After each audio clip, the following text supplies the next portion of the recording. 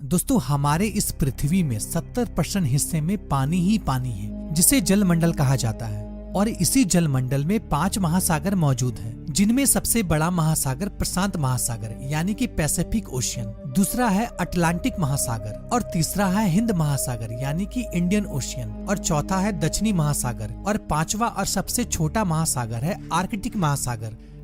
दोस्तों साइंस के क्षेत्र में हम मानव ने काफी तरक्की कर ली है, लेकिन आपको जानकर हैरानी होगी इसके बावजूद भी हम मानव इस विशाल समुद्र की अभी तक केवल 20% हिस्से का ही गहन अध्ययन कर पाए हैं। इस समुद्र की असीम गहराइयों में अभी भी तकरीबन 80% हिस्सा हम मानव से बिल्कुल अनजान है।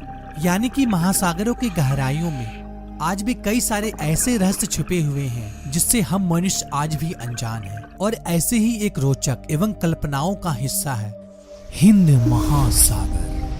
दोस्तों हिंद महासागर विश्व के 5 महासागरों में प्रशांत महासागर और अटलांटिक महासागर के बाद दुनिया का तीसरा सबसे बड़ा महासागर है, जो कि पृथ्वी के कुल क्षेत्रफल के 7% हिस्से में फैला हुआ है। दोस्तों आपको यह बात जानकर आश्चर्य होगा, पूरी पृथ्वी की सतह पर जितना भी पानी मौजूद है उसका तकरीबन 20% हिस्सा अकेले हिंद महासागर में ही मौजूद है। दोस्तों इस महासागर का सबसे खास बात यह है कि इसका नाम हमारे प्यारे देश हिंदुस्तान के नाम पर पड़ा है। यह दुनिया का एकमात्र महासागर है जिसका नाम किसी देश के नाम पर पड़ा है। दोस्तों संस्कृत की पुस्तक में इसे रत्नाकर के नाम से बुलाया जाता है, जिसका अर्थ होता है रत्न उत्पन्न करने वाला महासागर। वैसे आपको यह भी बताता चलूं, हिंदू ग्रंथ में इस महासागर को हिंदू महासागर के नाम से भी जाना जाता है। वैसे आपने यह भी सुना होगा कि हिंद महासागर को सबसे युवा महासागर भी कहा जाता है, क्योंकि शोधकर्ताओं के माने तो इस महासागर का जन्म तकरीबन 73 करोड़ वर्ष पहले हुआ था। दोस्तों हिंद महासागर का पानी विश्व के अन्य महासागरों की तुलना में काफी गर्म मानी जाती है। यानी कि हिंद महासागर का पानी कभी कभी इतना गर्म हो जाता है कि इसका टेम्परेचर 36 डिग्री तक पहुंच जाता है। दोस्तों हिंद महासागर का कुल क्षेत्रफल 7,05,60,000 वर्ग किलोमीटर है। अगर इसकी चौड़ाई की बात की जाए तो ऑस्ट्रेलिया और अफ्रीका की दक्षिणी सिरों में हिंद महासागर की चौड़ाई तकरीबन 10,000 किलोमीटर है, जिसमें लाल सागर और फारस की खाड़ी भी शामिल है। अगर गहराई की बात की जाए तो हिंद महासागर की औसतम गहराई 3,890 मीटर है और अधिकतम गहराई 8,047 मीटर है। दोस्तों यूँ तो इस महासागर में हजारों द्वीप मौजूद हैं, लेकिन इनमें से सबसे बड़े द्वीप मेडागास्कर और श्रीलंका है।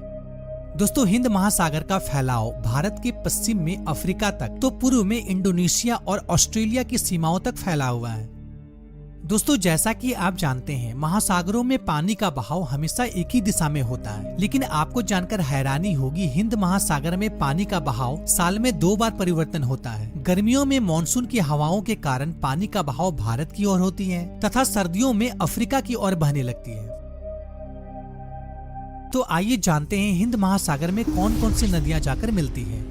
हिंद महासागर में जाकर मिलने वाली नदियों में सबसे प्रमुख नदी सिंधु, गोदावरी, कृष्णा, नर्मदा। इसके अलावा विश्व की 2 सबसे बड़ी नदियां ब्रह्मपुत्र और गंगा हिंद महासागर में जाकर मिलती हैं। यह नदियां 2000 किलोमीटर दूर हिमालय पर्वतमाला से रेत और मिट्टी लाकर समुद्र में जाकर डालती है, जिनसे नदियों के मुहाने के आगे महासागर में अनेकों टापू बन जाते हैं। इनमें से कई ऐसे द्वीप भी बन जाते हैं जिनकी प्राकृतिक सुंदरता विश्व में और कहीं नहीं देखी जा सकती है, जो कि पर्यटकों के लिए मुख्य आकर्षक का केंद्र बना हुआ है। दोस्तों हिंद महासागर का सबसे गहरा गर्त सुनाता ट्रेंच है, जिसे कि जावा ट्रेंच के नाम से भी जाना जाता है। इसकी अधिकतम गहराई 7,730 मीटर है और लंबाई तकरीबन 3200 किलोमीटर तक है। दोस्तों क्या आप जानते हैं हिंद महासागर एशिया, यूरोप और अफ्रीका महाद्वीप को जोड़ता है, जो कि व्यापार के दृष्टिकोण से विशेष महत्व रखता है। भारत का तकरीबन 78% अंतर्राष्ट्रीय व्यापार हिंद महासागर से ही होता है। वैसे तो हिंद महासागर की सीमाएं 40 देशों को छूती है और इनके तटों पर विश्व की 40% आबादी बसती है। साथ ही विश्व के व्यापार का 2/3 हिस्सा और संपूर्ण माल वाहक का 1/3 हिस्सा केवल हिंद महासागर से होकर ही गुजरता है, जो कि देशों की अर्थव्यवस्था को मजबूत बनाए रखने में अहम भूमिका निभाती है। तो दोस्तों आज के लिए इतना ही। आशा करता हूँ कि ये जानकारी भरी वीडियो आपको पसंद आई होगी। अगर पसंद आई हो तो लाइक जरूर कीजिएगा, साथ ही हमारे चैनल को सब्सक्राइब कर लें। फिर मिलते हैं एक नई वीडियो में एक नई टॉपिक के साथ। तब तक के लिए गुड बाय, टाटा।